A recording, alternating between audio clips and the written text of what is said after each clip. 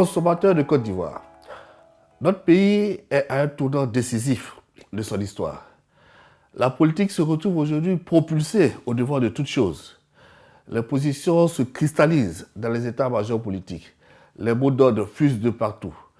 Dans cette ambiance de vent contraire, je me réjouis de ce que le consommateur, c'est-à-dire chacun de nous, est aussi bien de gauche que de droite. Le consommateur est aussi bien du parti au pouvoir dans notre pays que de l'opposition. Pour tout dire, les consommateurs ont une communauté de destin. Et cette communauté de destin doit aujourd'hui plus que jamais nous rester à l'esprit et nous guider dans nos revendications et actions respectives. Le consommateur a des droits garantis par notre Constitution, certes, mais nous avons aussi des devoirs.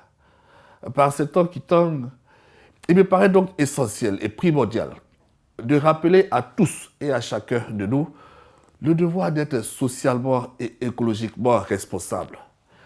Être socialement responsable, c'est être conscient de l'influence que nos actions peuvent avoir sur les autres citoyens, en particulier sur les plus défavorisés et qui sont de loin les consommateurs les plus nombreux.